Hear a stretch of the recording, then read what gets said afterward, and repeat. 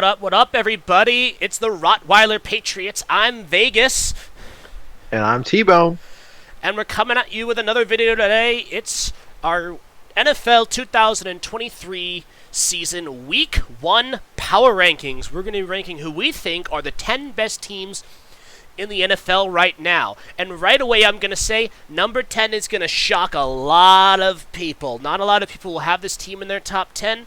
The 10th spot was very heavily deliberated between the two of us, but in the end we came to a decision. Yes, it was. We are going to go ahead and get the honorable mentions off the bat right away. The two teams that were vying for that 10 spot who didn't make it is going to be the Miami Dolphins and the Los Angeles Chargers. They're two teams that a lot of people have put both of them in their top 10. But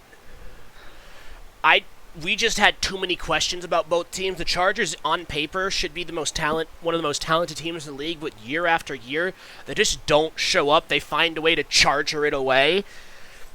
And so until they're able to get out of their own way, we don't think they're top 10. And then there's the Miami Dolphins, who obviously have a lot of really good players, but there's definitely some questions about the defense and questions about depth. If guys get hurt, there really isn't someone to step up. So the Dolphins' entire season is contingent on people staying healthy. So for that reason, they didn't make this top 10. Now, number 10, going to rip the Band-Aid off, going to surprise some people. We've got the New England Patriots. Now, this is definitely a team that not a lot of people have put in their top 10. But the Patriots took a substantial lead this offseason, took an already incredible defense and bolstered it. They're going to have a top 5 defense this year. Took an offense that struggled last year and made some big improvements. Offensive coordinator, wide receiver, tight end, offensive line. There really isn't a part of the Patriots offense that didn't get better this offseason. And I think that especially Bill O'Brien is going to make a big difference for England. I think they're going to take a leap forward. So I want to get your thoughts at New England at number 10 real quick. Well, thank you, Vegas. There was a lot of deliberation. A lot. Some sacrifices were made. I'm big on the Chargers and I'm big on the Dolphins.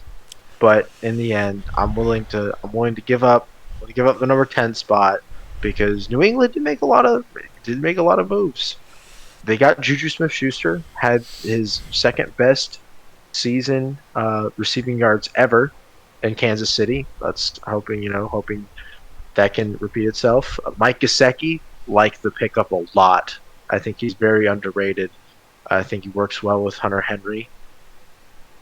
Big fan of Ramondre Stevenson and Ezekiel Elliott 1-2 punch. So that's what I gotta say about the New England Patriots and Bill O'Brien.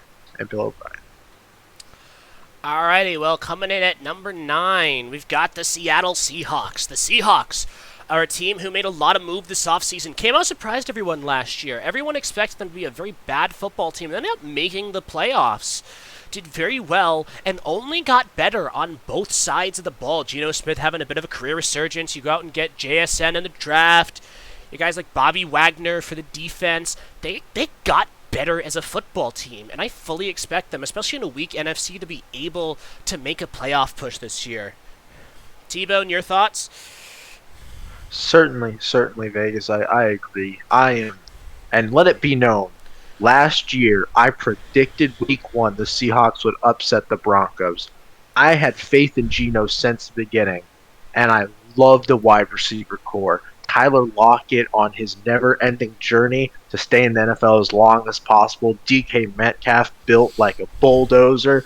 You got Jackson Smith-Njigba, and I am ecstatic about that wide receiver core. I think getting Bobby Wagner back, that was good. I think he's excellent. One of the NFL's finest. So I'm big on, and Noah Fant.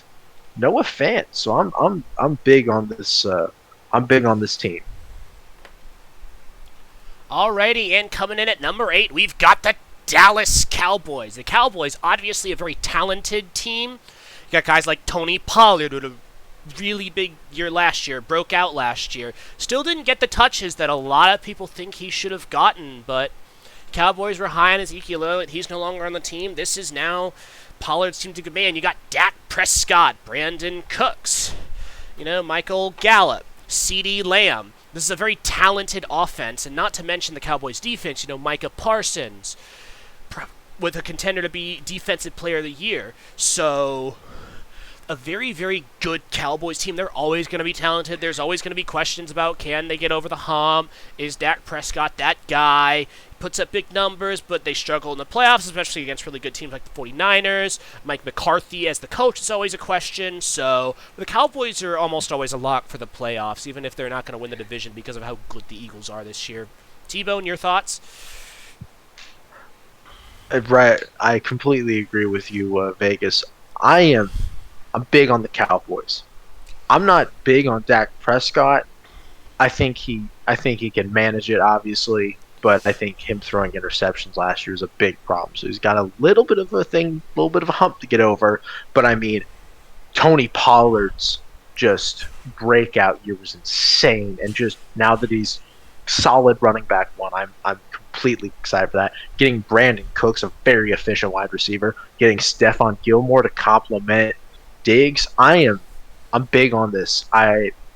Mike McCarthy, like you said, a little bit, maybe, play calling, maybe kind of an issue, but certainly a playoff lock, wild card, and probably. But good team, good moves. I like it. Number 7, the Baltimore Ravens. The Ravens just signed Lamar Jackson to a big deal, so he's going to be their guy going forward. Now, the Ravens are always a good football team. John Harbaugh always going to be a good coach. They're always going to have a good defense. They've got offensive weapons. Mark Andrews went out and got Odell Beckham Jr. Went out and made a splash in the draft. So the Ravens are going to be a very, very scary football team if they can stay healthy. That seems to be the thing that has plagued them the last few years is injuries. It always looks like the Ravens are going to be a top 3 team in the AFC, and then every year something happens and they just get a bunch of guys who get hurt. Lamar missed the vast majority of the year last year, and so they're a very, very talented football team, but the big question is, can they stay healthy? So I have similar thoughts to this. If healthy and things work and everything's going together, deep playoff push in the Ravens' future. RG3 said that they would probably win the Super Bowl. Although he really likes the Ravens. But if Lamar is healthy, he's got Odell Beckham Jr., Zay Flowers, the rookie. I'm liking a lot of what I'm seeing. John Harbaugh, like you said, solid coach, very solid coach. So and then also solid backup in Tyler Hunt if Lamar takes a little bit of a injury. Tyler Huntley, though I lambasted him for getting a Pro Bowl, I think he's a good backup. So I think that they have a good head on their shoulders, and if they can stay healthy, good stuff in their future. Alrighty, and coming in at number 6, the New York Jets. The Jets are a team who last year looked like they were a quarterback away from being a big-time contender, and, well, I guess you could say they have a quarterback now. They only have Hall of Fame quarterback Aaron Rodgers, arguably a top 5 quarterback of all time. Now, Rodgers didn't have his best year last year. There's obviously going to be a lot of questions of, was that just a fluke, or is Rodgers in his decline? But the Jets have done everything right to give Rodgers what he needs and give the team itself what they need to succeed. A very stingy defense, obviously a very good player in Sauce Gardner, and some great offensive weapons as well with Garrett Wilson, the running back duo, Breece Hall, Dalvin Cook. Concerns at the offensive line for the Jets, but they're hoping that the talent is going to be able to make up for it. Robert Saleh obviously looks like the guy to be their head coach, so a very enticing team this year. There's a lot of expectations on them. The big question is, can they live up to them? T-Bone, your thoughts? Thanks, Vegas. I certainly think that the Jets are going to do good this year. I don't know how well, but I definitely think all things go well. Playoff is in their future. Playoffs in their future, big time. I mean, I don't know about Aaron Rodgers being top five all time, but certainly one of the most accurate quarterbacks. Not a lot of interceptions at all. Not a lot of interceptions. It's astounding how someone at his age can be so good. Yet we had Tom Brady, so I guess it is possible. Um, really great weapons picked up. Dalvin Cook. You got Brees Hall. If that ACL injury doesn't come back and bite him and really make him regress, good stuff in his future. I think he was on track to be the offensive rookie of the year until his unfortunate injury. I love Brees Hall. Garrett Wilson, the rookie of the year, also on their team. Offensive rookie. I love it. I think Sauce Gardner is a good corner. I don't know if he's as good as people say, but I think he's a good corner. I think he's competent. Solid defense, and just so everything goes right. Good stuff. Good stuff for them. I like it a lot. Alrighty, coming in at number 5, the San Francisco 49ers. This is a team that made the NFC Championship last year and fell short because literally every single quarterback on the roster got hurt. They got hit with the injury bug in the most important position bad last year. It's bad when Brock Purdy literally has no throwing arm, but he's the only serviceable quarterback you can put in the backfield to just hand the ball off to McCaffrey over and over. So, the 49ers have a top 2 defense in the league. Obviously, some questions around Nick Bosa. Currently, he's holding out for a contract. Doesn't look like a good relationship. Potentially a trade happening there. But even without him, the 49ers still have a very, very strong defensive unit. Loads of offensive weapons. Excellent coach in Kyle Shanahan. The big question is going to be, is Brock Purdy for real, or was last year just a fluke? The young quarterback, Mr. Irrelevant, came in and exceeded everyone's expectations, and the 49ers are hoping that he's going to be able to continue to do that this year. He won the starting job over Sam Darnold, over Trey Lance. Now, granted, those two guys aren't really tough competition, but it looks like he's going to be the guy going forward. So, a lot of expectations for the 49ers this year, a lot of questions. Really excited to see what they do. T-Bone, your thoughts? Thanks, Vegas. Only a couple rookie quarterbacks have ever made the conference championship game. We got people like Joe Flacco, Ben Roethlisberger, Sanchez. That was an old name. And Brock Purdy was one of those elite in that elite company now. What does that say for his career? Only time will tell. He's QB1, but I think if he keeps taking steps forwards and just keeps working at it, I think San Fran's going to be great. You got Fred Warner, Nick Bosa. I know he's wanting to get paid. I don't know about a trade. I know they've got Hafunga, so it's just... And then offensive weaponry, Christian McCaffrey, Deebo Samuel, Brandon Ayuk, just all around good. Just a great team. I mean, for the love of Pete, Jimmy Garoppolo brought them to 2 conference championships. They'll be fine. Kyle Shanahan, great coach. Good stuff for them. They'll be just fine. Alrighty, coming in at number 4, the Buffalo Bills. The Buffalo Bills, led by quarterback Josh Allen, who is an absolute stud. Had a few issues turning the ball over last year, but regardless of that, he still is a big-time producer, excellent player, excellent runner, which, given that the Bills haven't really had a run game, that's the big weakness on their team. Makes up for a lot. Stephon Diggs, obviously, very good player. The Bills have a solid defense. Obviously, questions around health, especially with Von Miller and whatnot. But regardless, the Bills should still be contenders to make it to the conference title game this year, as they are every year. The big questions for them be, So can they get over the Bengals and Chiefs hump that they've hit the last couple of years?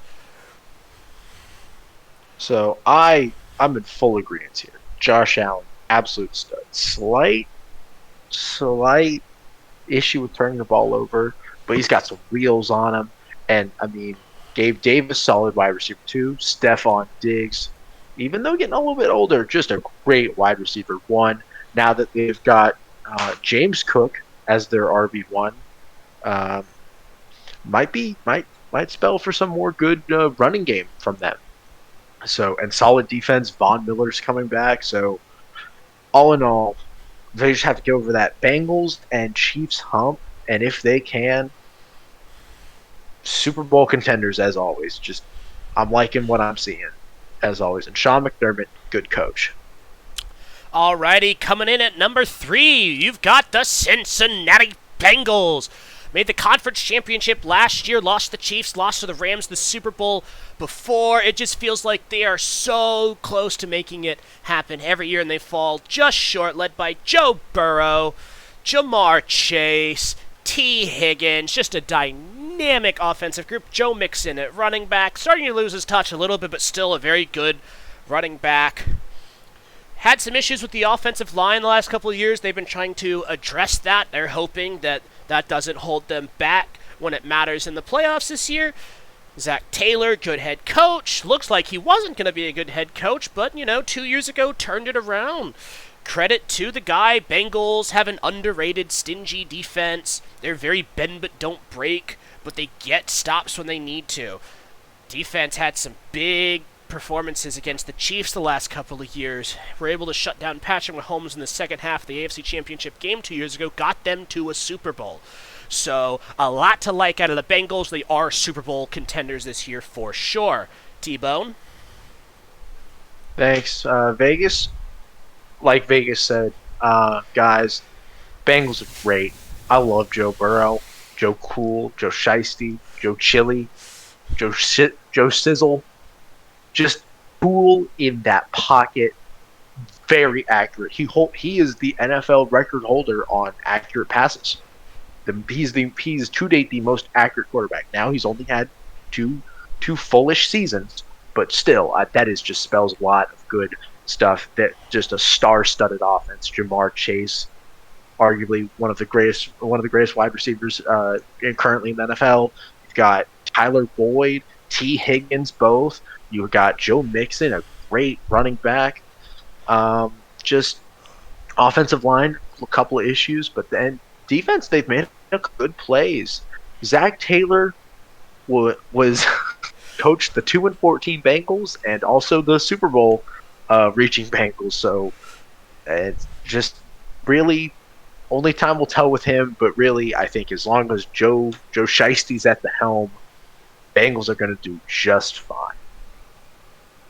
Alrighty, and coming in at number 2, the reigning Super Bowl champion Kansas City Chiefs. The Chiefs, obviously reigning Super Bowl champions, best player in the league, Patrick Mahomes, probably the best coach in the league right now, Andy Reid, best receiving tight end in the league, Travis Kelce. An absolute juggernaut of a team. One of the best players in the league with Chris Jones. Obviously, concerns with him. Contract holdout. He will not be playing week 1 against the Lions, which will give the Lions a bit of an advantage. I still think the Chiefs win that game, but, so there's definitely some questions about the Chiefs. They arguably got worse over the offseason, losing Juju Smith-Schuster, but they're still an elite football team. As long as they've got Patrick Mahomes, as long as they've got Travis Kelce, Andy Reid, as long as they've got their guys that can make things happen, they're a top 3 team guaranteed. So, for that reason, they're here. And, again, Super Bowl expectations for them this year, just like every year it feels like. Well, I can't help but agree. I used to think the three-headed monster was Tyreek Hill, Travis Kelce, and Patrick Mahomes. No, that three-headed monster is Andy Reid, Travis Kelce, and Patrick Mahomes. Andy Reid, arguably one of the greatest coaches to do it. Pretty great. Top 20 for sure. Lock. I can say comfortably. He has made 10 conference championships over his career with the Eagles and the Chiefs.